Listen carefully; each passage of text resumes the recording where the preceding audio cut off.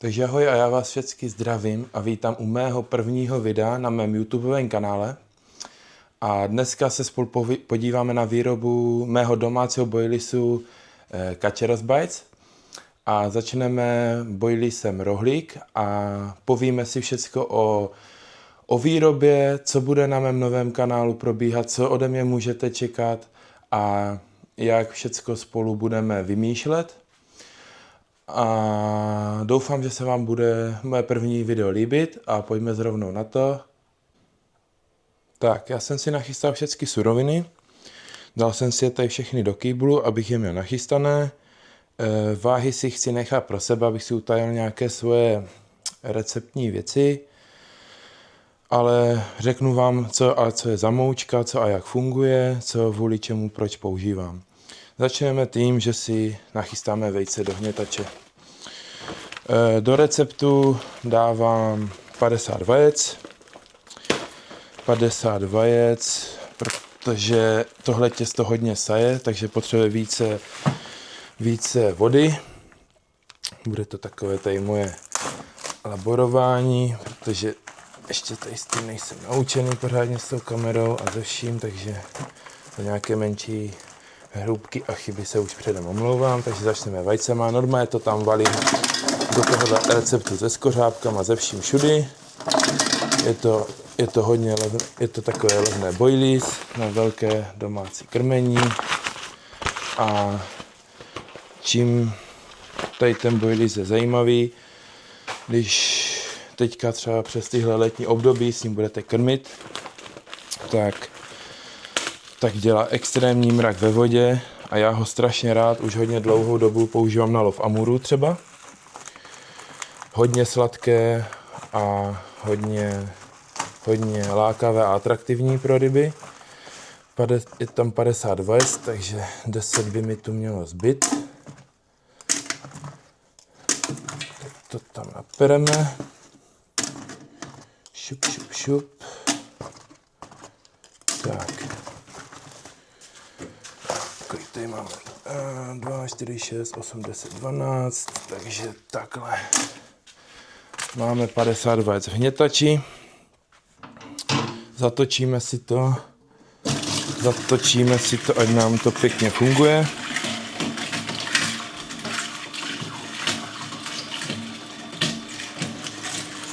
Tak, si to tady pouklízím trošku, abych tady měl nějaký dobrý manipulační prostor. Vajce si necháme jet a nachystáme si tekuté složky, které budeme přidávat. Tady mám svoji takovou laboratorní místnostku, takže melasa tam přijde tam amino, přijde tam emulgátor, aby se nám pěkně olej propojil ze vším, přijde tam konopný olej a přijde tam ještě konzervant, aby boily samozřejmě nesplesnivělo, protože to je největší boj s vajíčky a přijde tam glycerin. Tak, vajíčka, koukám, už máme pěkně zamíchané, takže zastavíme hnětač a pojďme na to. Začneme konzervantem. Vždycky začínám konzervantem, abych měl jasně, kolik už ho tam bude. Takže šup, jedna, tak druhou,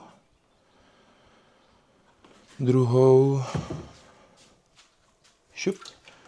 Teďka vím, že už konzervant je a ve všem se mi hlavně propojí, takže už se nemusím bát, že by začaly nějaký plísně nebo něco takového. Bude tam ještě sůl se přidávat a další věci, které tomu pomůžou, aby to bylo co nejlépe zakonzervované. Tak, konzervant máme, přidáme glycerin. Glycerin slouží k tomu, aby nám ve vodě pěkně esence stoupaly a všechno to fungovalo jak mělo.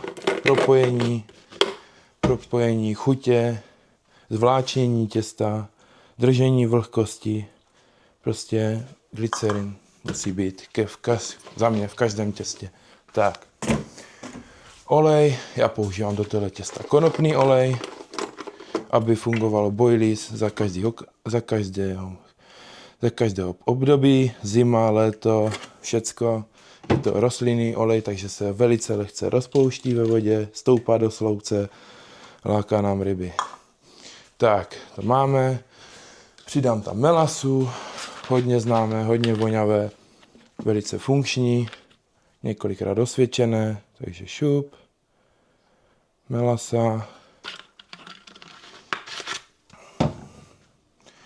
melasu dáme, šubí tam, aminokomplex, abychom tam měli nějaké minerály, vitaminy pro ty ryby, prostě všecko. Je to taková, nevím, všichni tomu říkají, že to je taková show ve vodě, ale já to tam dávám jenom z principu, aby to tam obsahovalo nějaké látky, co to má v sobě. Šup. A teďka dáme emulgátor, s kterým se musí hodně opatrně, protože když bychom ho dali moc, tak se nám těsto bude rozpadat, bude se moc drolit, takže já si ho tam dám. Velmi malinko se musí fakt, šup, jenom asi když to tak ukážu, tak je to 25 milíků. Když bychom dali moc, tak bude strašně to zřídne a bude to úplná voda a už se nám to strašně bude se to těžko zahusťovat. Takže máme vejce, aminokomplex, konopný olej, glycerin, konzervant, vejce. Tohle si spolu teď necháme chvíli zamíchat. Tak, jdeme si říct, co budu teďka používat za sypké složky. Začneme samozřejmě s rohlíkovou strouhankou. Každý jsme už někdy na rohlík chytali, začínali jsme s ním. Parádní věc na používání, levná složka, namelete si ji doma nebo ve šroťáku, prostě parádně se s ní pracuje, cena parádní. Další věc, co tady máme, je oplatková moučka. Oplatkovou moučku seženeme v nějaké cukrárně, zandeme si tam, jestli nemají nějaké zbytky. Opět vůně, perfektní, sladká, piškoty, dorty, sušenky namleté, co už se vyhodili, nepoužívají. Levná složka, dobře zpracovatelná, hodně voní, proč ji tam nedat. Další věc, co tu máme, je co dělá tady asi nejvíc zajímavé tohle těsto, je mléčný protein. Mléčný protein při velkém použití na dně udělá velký kal a prostě tu rybu to přiláká nejvíc z tohohle těsta, hlavně na efekt, na vizuální efekt.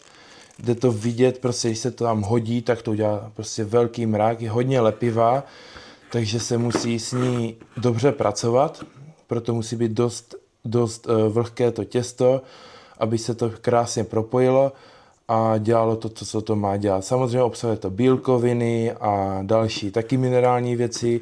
Je to mléčný protein, který se používá pro telata. Tady nepoužívám žádné drahé proteiny, kaseiny ani nic takového, protože v tomhle těstě by to bylo úplně podle mě zbytečné. Další gluken. Gluken neboli pšeničný lepek. Hlavní jeho využití je pro plastelinovanost těsta a lepší zpracování. Těsto po vyhnětání se musí aspoň nechat půl hodiny odležet, aby si do sebe nasáklo dostatečné množství vlhkosti a fungovalo tak, jak mělo a pěkně se rolovalo. Hodně lidí se s tím bojí ze začátku používat, protože je to složité, ale to jediná věc, co se s tím musí udělat, nechat mu chvíli čas, aby se pěkně nasálo vlhkost. Další věc, co tu mám, je musím si stoupnout, nebo mi upadnou kolena. Další věc, co tady mám, jsou pivovarské kvasnice. Pivovarské kvasnice, fermentační vůně, hodně známý, dobrý atraktant, který ve vodě hodně pěkně voní, i v tom těstě to jde cítit už při takhle malém množství. A určitě doporučuji vyzkoušet v každém boilí těstě, udělá to velmi zajímavou vůni. Další věc, co tady máme, tak jsou pšeničné klíčky. Pšeničné klíčky, opět levná surovina, nějak náročná, Používá se hlavně při rolování, kdy těsto se mačká v roleru, tak to při těm vyplní prostor. A jeho velmi zajímavá věc je, že do sebe nasákne tu kapalinu, co máme už v hnětači nachystanou.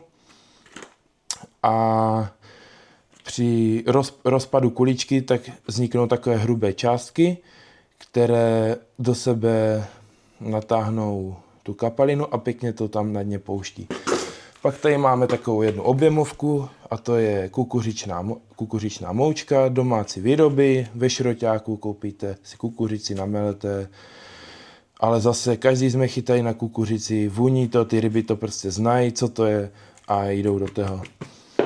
A jako poslední tady máme betaine, to je atraktant, voňavý, ze solí ho mám promíchaný, stačí velmi malé množství, ve vysokém množství už může být až kontraproduktivní, takže může už až odpuzovat, takže nepoužívat moc velké množství. A teďka si to jdeme spolu nasypat do hnětače a budeme si povídat, co a jak budeme postupovat. Takže vajce už máme zamíchané, naší hlavní kapalinou věc. Promícháme si, jo, tady jde vidět, když použijeme ten emulgátor ve správném množství, tak nám tady neplave ten olej prostě na hladině, je zamíchaný v celé té směsi. Nemáme tady žádné masné oka nahoře, které by se jenom tak prostě někde přilepily do toho těsta. Všecko je to v jedné části propojené. A jak jsem říkal, musí se používat fakt malé množství, protože když by ho bylo moc, tak by to byla úplná břečka voda. Samozřejmě bylo by to propojené, ale to těsto by se nezamíchalo správně, jak by mělo a nešlo by rolovat. Takže používat v malém množství a jdeme na to. Jdeme na to a ukážeme si další postup v tomhle těstě.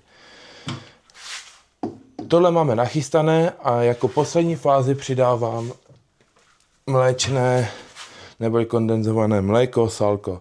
Salko extrémně sladká věc a při použití v těstě dělá s mléčným proteinem velký mrak na dně, strašně pěkně voní, všichni nám chutná samozřejmě, takže si ho tam dáme. Je to taková věc, o které málo lidí hodně mluví, ale je to hodně používané, strašně to rád používám třeba do mixu, do raket, kdy chci na dně udělat takový kal a jenom chci zvýraznit místo, takže tohle použiji. V tomhle těstě to dělá ten efekt s tím mléčným proteinem toho hlavního kalu na dně. Tak, vyhrneme si ho tam pěkně, ať ho tam máme všechen. Tak, je tam. Zamícháme si to, dáme si ze 2, ze 3 otočky, ať se pěkně propojí. Tak, samozřejmě bordel musí být. Olízneme, ochutnáme, salko, mléko. Takže začneme se strouhankou rohlíkovou a se sušenkama, které přidáme jako první do těsta. Opět bordel musí být, takže se tady už skoro nemůžeme ani zase pohnout. Tak, zastavíme si, promícháme ještě jednou, jo. Tady jde pěkně vidět prostě jak je to zemulzované. Tohle je rozdíl, pokud dáte ten emulgátor nebo nedáte, ten olej úplně bude ve vodě jinak fungovat. Tak, začneme. Strouhanka, šup, máme ji tam, zavřeme, zatočíme si to a já teďka budu postupně přidávat všechny suroviny, co jsme si říkali a mezi tím si řekneme, co můžete čekat na mém kanále YouTube. Budu se chtít zaměřovat na rybařinu všeho druhu, odvláčení, odlovu kaprů, lov sumců, lov na malých potůčkách, prostě všechno, na co si v rybařině vzpomenete, ukázání míchání těsta, ukázka boilies, jak funguje, co proč funguje, ukazování návazců a všelijaké zajímavosti, co byste se o rybařině mohli navíc dozvědět. Samozřejmě tohle těsto už jsem nějaké prodával, už s ním nějakou dobu pracuji, mám ho vyzkoušené a každý by občas mohl něco vyzkoušet, takže když byste chtěli vyzkoušet, stačí, když mi napíšete na můj Instagram, který bude pod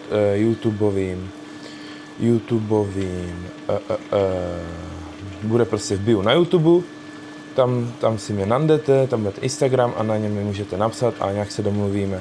Tohle boilies je velice levné, já ho prodávám kilo za kilo, taková lidovka, prostě není na tom nic drahého, lehká výroba a tak, jak by to prostě mělo být. Tak, máme to zatočené, přidáme si oplatkovou moučku, šubí tam bez žádného čekání, hop, zase to necháme zamíchat, ať to pěkně frčí. Nachystáme si klíčky, tam budeme dávat a dáme tam kukuřičnou mouku a nachystáme si ještě gluken, tam přidáme teďka v téhle fázi. Počkáme si, až se nám to pěkně zamíchá. Tak. Už se nám to začíná pěkně propojovat. Šup, otevřeme, kukuřičná mouka, pšeničné klíčky, hop, zavřeme, opět zamícháme. Na co si musíte dávat bacha, je výroba v letním období a výroba v zimním období. Každé těsto funguje v každé ročním období úplně jinak. Bavím se teď o výrobě, protože máte teplo a jsou v tom tuky a ty tuky se jinak samozřejmě chovají v létě a v zimě. V zimě jsou stuhlé, potřebujete to víc míchat, v létě zase jsou moc roztáhlé, takže dávat si bacha, kolik třeba i v létě třeba ubírat trošku vajec při výrobě. Prostě musíte si s tím pohrát, pokud budete chtít rolovat a vyrábět si vlastní domácí boilies. Je to taková dobrá zábava, pokud si vymyslíte to, co vás bude bavit a bude se vám líbit to těsto. Už jde vidět pěkně, jak se to začíná všechno propojovat. A musíte si s tím prostě pohrát. Každý si musí najít svoji cestu, co ho bude bavit. Já mám svoje 4 recepty, tohle je můj jeden z prvních, který vám ukazuju. Ještě bude ukázka mého krylového, to je moje top 1. Potom mám ananasový, tu mám rád, když jezdím na menší vody a chci si rychleji zachytat. Menší ryby, prostě pobavení, rychlé chytání, hodně voňavé těsto. Hodně voňavé těsto a takové, jak bych to řekl, takové něčím zvláštní. Potom mám tenhle můj rohlíkáč, tohle je tohle je boilies, když chci hodně rychle chytat ryby. Nechci mít nějaký, prostě přemýšlet nad tím, prostě tam můžu klidně naházet do té vody toho 10 kg a vůbec to nemá žádnou vypalovací schopnost, že bych s tím nějak to místo úplně pokazil, když tam toho nasypu. Boilies funguje v tomhle teplém období, co je teď, máme ty 40, takové vydrží na dně 2 hodiny. Za 2 hodiny to tam udělá takovej bordel na tom dně, že ta ryba tam prostě musí přijet, jo, teď se podíváme, už to začíná být to těsto prostě, už to začíná chytat těstové náznaky, ale samozřejmě to ještě není hotové, ještě se to lepí, tohle byste v životě nemohli zarolovat. Tak, přidáme si gluken, který nám udělá pěknou plastifikaci těsta. Pojďme ho tam dát. Tak, je tam všechen. Samozřejmě bordel na bok, s tím dost opatrně, dost to kouří. Dělá to dost velký bordel, takže když se to nadýcháte, potom chrblete jak tuberáci. Tak, necháme to zamíchat. Hodně lidí si všechny suroviny jak kdyby zamíchá první do velkého nádoby, tam to promíchají, ale my tady nepoužíváme žádné složky, které by byly ve velmi malém množství. Tudíž tohle odpadá a můžeme to tam dávat postupně, jak chceme. A jenom co přidávám jako poslední jsou kvasnice, mléčný protein a ještě betaň ze solí přidávám jako poslední. Tak, necháme to zamíchat, aby se nám to všechno pěkně propojilo. co je hodně důležité, nepřemíchat těsto. Pokud přemícháte těsto se tím hnětačem zahřeje. Pokud samozřejmě používáte hnětačové míchání, při ručním míchání je to asi jedno, to jsem nedělal nikdy, ale když dlouho budete míchat těsto, tak se vám zahřeje a ten gluken, co v něm je, začne praskat, takže nechám opět jednu chvíli protočit, jo, už jde vidět, jak těsto začíná plastelínovat s tím glukenem, už to začíná být taková příjemná hmota, která se bude parádně míchat, tady už to jde všechno vidět, co v tom máme. Tak, šup tam s tím, ale ještě se to lepí. Ještě takže přidáme kvasnice, opět prašná, hodně prašná věc, takže snažit se co nejméně nadýchat. Betaň ze solí, šup to tam. A mléčný protein budu přidávat jako poslední, postupně ho tam budu dávat, aby se pěkně zamíchal. Takže takhle trošku šup, zavřu, mícháme, zamícháme si.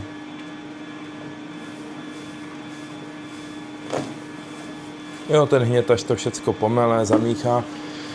Když se budete chtít doma pouštět do výroby těsta, jak jsem začínal já, tak si dávejte bacha, kolik si to těsta naděláte. Když jsem začínal, tak jsem začínal s obyčejnou míchačkou, jak je na beton, takovým tím švrdlákem velikým, do kýbla. Nemohl jsem to těsto za živýho boha zamíchat. To prostě už jenom při takovém množství, což tady mícháme asi nějakých 15-20 kg toho může být, to nemůžete zamíchat, protože to těsto má takovou velkou hustotu, že vy si to tím švrdlákem, jak kdyby rozbijete to těsto, úplně se ho rozbijete na kaši a potom to musíte mačkat, spojovat, přehazovat a tenhle hnětač vám to samozřejmě vyhnětá, pěkně už to jde vidět, jak to těsto drží u sebe a tohle nikdy neuděláte s klasickým švrdlákem. Tak, zase zastavíme, přisypeme trošku. Tak, šup. Jedeme dále. Mícháváme. Možná už by někteří z vás řekli, že to těsto už je třeba dávno vyhnětané a že už ho jenom vysušuju, ale ten mléčný protein je dost lepkavý a má v sobě i taky nějakou vlhkost, takže v tomhle není žádný problém, že je tam přidávaný až naposledy. Ta výhoda, že ho tam dávám až naposledy, je v tom, že to těsto se do toho jak kdyby obalí do toho mléčného proteinu. Tudíž v té vodě dělá hned ten mrak. Když bych ho tam dával třeba ze začátku, tak v některých částech toho těsta nemusí vůbec být. Tak, zastavíme. Jo, už to začíná pěkně vypadat, že to už skoro bude, ale ještě to není. Ještě se to pořád dost lepí. Ale už tady máme takovou tu první fázi toho těsta, kdy už bychom mohli pomalu říct, že je hotovo. Ale ještě ne, ještě nám tady asi zbývá nějakého půl kila toho mléčného proteina. Takže ještě ho tam dáme. Tak, šup, zavřít, zamícháme. Tak. Pěkně ho tam prohněceme.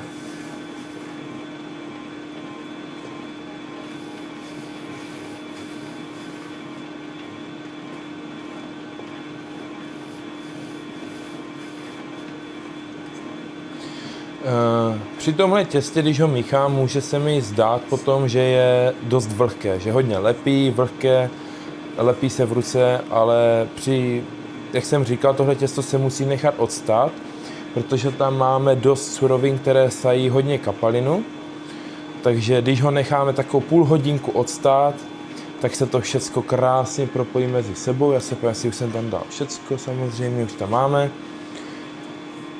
Takže to necháme zamíchat, necháme si ho odstát. Ještě si ukážeme, jak by to těsto mělo správně vypadat. A nachystáme si na rolování, budeme ho pařit. Já samozřejmě bojlí pařím. Mnoho jeho výhod, ale všechno si řekneme postupně. Tak, Ještě mu dáme chvilku, dáme mu ze 2 minutky, ať se zamíchá pěkně, propojí. Už to tady krásně voní, ten mléčný protein, to mlíko, také sladké všecko.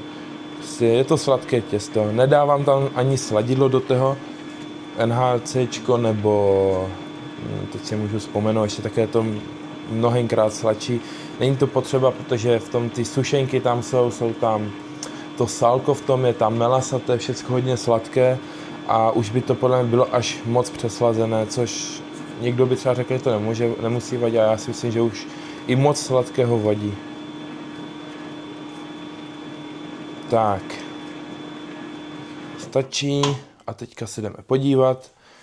Jo, těsto se ještě takhle pořád lepí, ale jak já říkám, chvíli ho necháme odstát, dáme mu takovou půl hodinku a pak dobře uvidíme, že to těsto jak kdyby krásně natáhne tu vlhkost a bude krásně plastelínové, nebude se lepit a bude se krásně rolovat. Takže tak, já to tady zavřu, přikryju to a pak se vám za půl hodinky ozvu, jak si ho tady budeme chystat a začneme ho ládovat do vzduchové pistole a proženeme ho rolérem.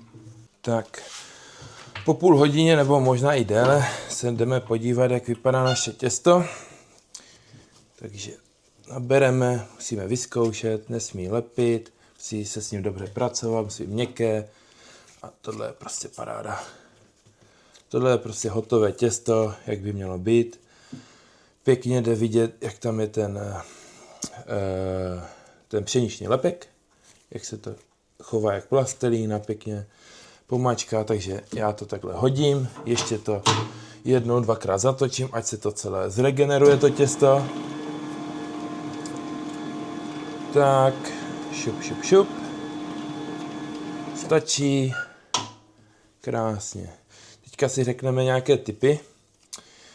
Kdyby to těsto bylo třeba moc suché, tak nic se neděje. Buď můžete přidat vody, ale to já nerad používám. Já radši používám kukuřičný syrup, který do toho přidá takovou vlhkost větší a ještě vám to těsto lepší spojí. A kdyby zase bylo až moc měkké, teklo by, jak kdyby to těsto nebylo by hutné, nebylo by takhle spastelínované, tak buď můžete přidat více té kukuřičné moučky, a nebo úplně nejlepší, co je za mě, je rýžová moučka. Strašně jemná a pěkně se propojuje se vším a ničemu tomu těstu vůbec neuškodíte. Tak, teďka si ukážeme, naberu si takhle těsta, šup, máme tady mouchy, to samozřejmě v letní výrobě prostě patří, s tím nikdo nic neudělá. Takže tak, namačkáme si to. Já používám vzduchovou pistol, protože na extruder bohužel ještě nemám kapacitu, bo prostě pro mě moc drahý, ty mouchy mě pěkně teda serou, co jsem tady zapomněl zavřít. A je to tady, takže na to hlavně bacha, ale jak říkám, bojí s pronde párou, takže nic se neděje. Naládujeme to tam do toho děla. Naládujeme to tam. Tady to vzduchové dělo má jednu nevýhodu a to je obrovský tlak v tom je. Na to si musíte dávat sakra bacha, je v tom 7 barů a pokud byste to blbě zašroubovali nebo něco, tak vám to může urvat aj ruku. Takže na to opravdu fakt bacha, na práci tady s tím. Samozřejmě u extrudéru je to úplně jinak. Nahážete, nastavíte, vytláčíte. A je to samozřejmě mnohem rychlejší, ale tady na takové to zatím moje domácí živodaření, jestli namíchám jednou týdně nějakých 50 kg třeba bojlisu nebo tak mi to úplně bohatě aktuálně stačí. Samozřejmě je s tím větší práce, ale bylo by to lepší ten extruder. Tak, tohle tady máme navíc. Další ještě nevýhoda tady těch vzduchových pistolí, tak jsou vzduchové bubliny. Moc lidí, když jsem si ji kupoval, tak vám to nikdo samozřejmě neřekne. Tvrdí vám, že je to prostě top, ale má to i svoje nevýhody. Tak, máme nabito. Vezmeme si vrchní díl, což je takový se závitem velkým. A špička. Hned se si řekne ke špičce. Při takovémhle těstě, které je hodně vláčné a hodně se roztahuje, musíte mít tu špičku menší. Já budu dělat 24 koule, takže na tohle tak doporučuji 20, musíte si to vyzkoušet. Nikdy si nekupujte jednu špičku a že ta je OK. Ne, není. Na každé těsto potřebujete prostě jinou. Ty třeba masové se tak neroztahují, jak třeba tady tahle. Tohle těsto.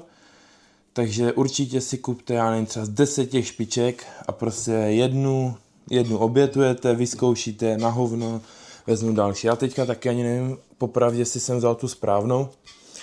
Takže nabijeme, zašroubujeme, jak říkám, opravdu se na tohle dávejte bacha. Je v tom velký tlak, takže tak, zašroubujeme, našroubujeme druhou. A tady mám můj domácí roller, který jsme si vyráběli, je to na 24. Kamarád mi vytiskoval na 3D tiskárně, kolíbky proti sobě samozřejmě, motor s převodovkou a frekvenční měnič, rozjedeme si, to dáme start, teď nám naskočil, rozjedeme ho na max, já to valím na max, dalo by se i zeslabovat, zesilovat, není potřeba, počkáme se, až se rozjede na maximální rychlost. Tohle těsto musíte při vytlačení hned začít rolovat. Musí se hned začít rolovat. Teďka jde ještě vidět, že to těsto prostě se chová svinství, jak je to teplo, což je u těchto vzduchových pistolí celkem na prd. A už to tady máme. No, tady koukám, že jsem měl ještě nějaký zbytek z minula, který jsem tam zapomněl. A tady máme naše hotové kuličky. A takhle já budu tady pokračovat, ještě si tady něco pokecáme, rozjedeme a budeme postupovat, no. Jo, jak vidíte, teďka je tam kolik? Teďka je tam 2, 4. Je to prostě, musíte se na to dát bacha, jestli to je dobře zatlačené. Hodím, zaroluju, šup. Koule jsou na světě. Žádná věda. Tohle těsto by se dělalo blbě ručním rollerem. To si taky musíte samozřejmě sami vyzkoušet, protože vy ho šouláte. Tady ho to přitlačí na tu kolébku a prohodí ho tou kolébkou. Při tom ručním by musela být trošku jináčí konzistence. Muselo by to být to těsto ne tak moc vláčné, ale spíš takové hutnější. Tady on si to prostě ten roller nabere a přimáčkne ho proti té kolibce. To se nikde neuhne. Při tom klasickém rolování vy uhnete kousek rukou a už se vám to rozpadne. Tak. No a takhle já tady pojedu. Budu vyrábět, tady jsem si typy tady k té pistoli. Doporučuji k tomu mít velký kompresor. Opravdu velký kompresor, tenhle myslím 160 litrů, ne, to je blbost. 80 litrový myslím, aby vám to pořád nehučelo za hlavou, je to dost nepříjemné, když se to rozjede. A aby to mělo taky nějakou zásobu toho vzduchu. Jo, protože pořád to vyfoukáváte, tady to jde přesně vidět, když je tam ta vzducha, já to tam schválně hodím. Ono možná, no, tady to ani není vidět, tady v tom těste, ale když je to v té masovce, tak je to dost nepříjemné, ty vzduchové bubliny. A potom, když už si najdete takový ten svůj rytmus, tak už jenom frčíte, hážete to tam, jo, hodím ho tam a jedu. Tady s tímhle těstem, jako když máte na toto správné vybavení, tak je dobrá radost pracovat. Já už tady mám nachystanou poslední pistol na vytlačení. Těsto tady máme zpracované, takže si jdeme nachystat pařák. Já mám pařák na plyn, na plynovou bombu a hořák, takže vezmeme, jdeme si to nachystat. Šup. Tak, bomba, hořák. Musíme najít někde zapalovač. Máme tady zapalovač. Takže tak. Pustíme plyn.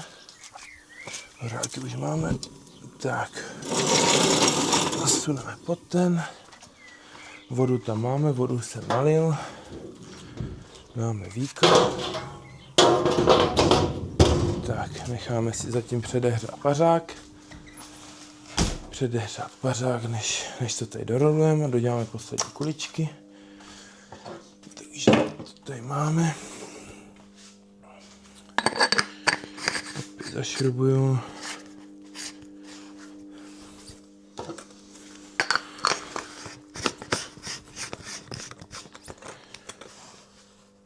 Tak,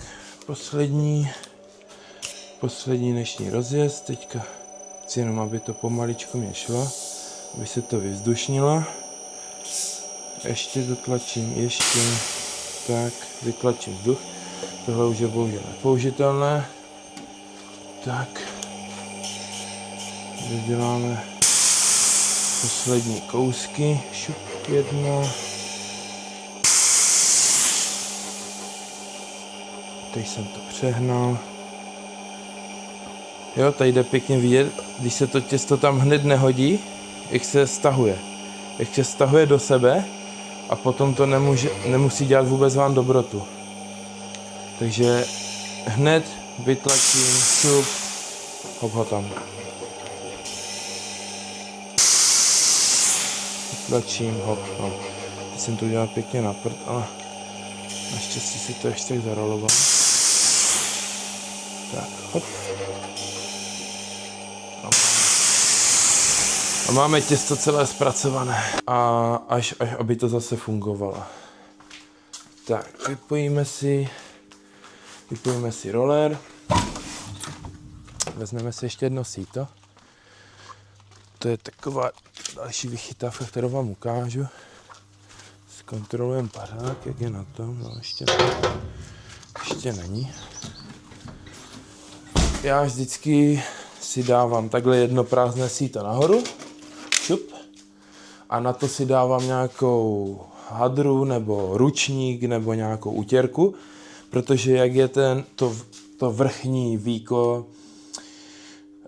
vrchní víko na pařáku, tak z toho stíká samozřejmě vlhkost a všecko by to teklo na ty kuličky. Tím pádem tam dávám tu hadru a tím zamezím, aby tam šla jenom do nich ta čistá pára z těch boků, to jde, a neteklo to přímo do těch koulí. Tohle je pařák, který se klasicky používá na včely, na paření vosku z rámků včelích. Já jsem si udělal tady ty jak bych to řekl, prostě udělal jsem si tady ty fochy, nebo ne fochy, no, prostě jaké mřížky jsem si do toho udělal, mám to na průměr 25, vždycky, když dělám třeba 30 koule, tak musím takhle jednu otočit a na to hodím další, abych zvětšil to místo, aby to se o sebe nemačkalo. Takhle tam krásně prostor. Teďka si půjdu najít nějakou utěrku, tady ji mám hozenou, takhle, šup. Tahle už je párkrát vypařená, takže takhle si jenom přeložím, na 2krát, můžu vyklidit na 3krát, to úplně jedno, takhle přihodím a tohle mi chytá tu vlhkost, která jde z vrchu a má to i tu výhodu, že to brání, aby ta pára se držela pod tou utěrkou a pěkně vzniká ještě tam větší teplota díky tomu. Teďka si počkáme, než se nám napaří pařák. Tak, pařák máme napařený. Hopla. Šup. Hodíme si sem. Vezmeme to síto. Hodíme ho tam. Asi takhle. Tohle ne. Tak. Takhle. Rychle zavřít. Rychle zavřeme. Tak a paříme. A odteď jedeme těch 8 minut. Teď už mám nachystané přepravky, do kterých se budu sypat. Takže si je tady tak nachystáme už dopředu. Musím ještě donést jednu desku, protože se nám začal zvedat větr, což u tohohle plynu je taková nevýhoda. Na to jsou zase lepší ty elektrické, kdy jenom zapojíte a máte tam topné spirály, tak vám to frčí. Takže teď si vezmeme ještě jednu desku, aby nám to tam nefučilo. Tak, si se praskama fouká, ale spíš vypadá, že to musím prohodit. Tak to. Jedna, druhá.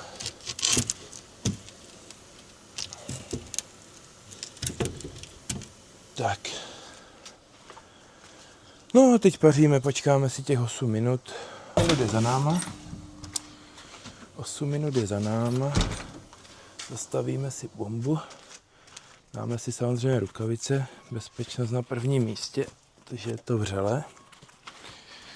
Při otvírání vždycky bacha. Vyletí mraka dýmu a hned na bok. Tohle je to přesně, co tam nechceme mít. Takže tak.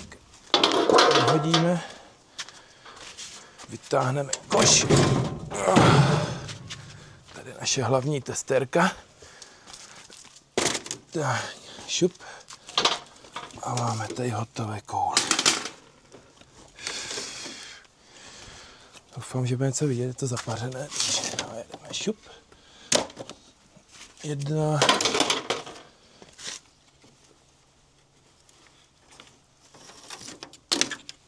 Druhé. Druhé.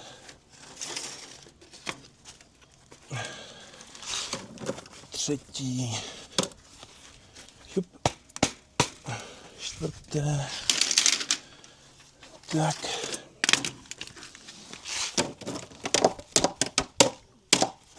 Tak. Vyhážeme.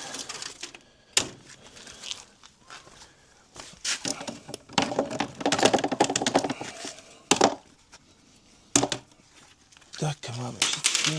Hnedka potom se pokusíme takhle rozházat a nahážeme je sem, aby nám to hned rychle pěkně větr foukl. Tady naše hlavní testerka, že? Tam má kulíčky ze všech nejradši, to je jasný. Tak, nahážeme sem. Tak, kde nám to pěkně opoukne. A máme hotovo. Boilies takhle nechám půl hodinky na větru, na čerstvém vzduchu. Když si je takhle rozhážu, až se zatáhnou, tak je odnesu nahoru, kde mám už nachystané síta, velké síta, a kde je budu asi 2 až 3 dny úplně sušit. Potom je dám do sáčku, zatáhne v sáčkách a to je celá výroba boiliesu. Dneska jsme udělali nějakých, kolik to může být, jak jsem říkal, nějakých 12 kg asi zhruba. A je to samozřejmě, dneska jsem dělal na ukázku pro vás, trvalo mi to asi 2,5 hodiny. Normálně při takovém se to dá do 45 minut úplně krásně stihnout, že člověk jenom valí, naháže suroviny a je to. Tak a to je pro dnešek všechno. Boilies máme hotové, upařené, už ho tady mám daný v bedínkách a doufám, že se vám moje výroba líbila a budu rád, když ji oceníte lajkem a nebo dáte i můj první subscribe na můj YouTube účet. A kdyby cokoliv, tak napište do komentářů, zeptejte se, já vám určitě odpovím a příště se uvidíme u další výroby a určitě i už od vody, kde vyrazíme s těmadle koulema, co jsou za mnou k vodě a ukážeme si, jak se má fungovat, na co si dát bacha a jak je využít. Takže vám děkuji za vaši sledovanost a mějte se a čau.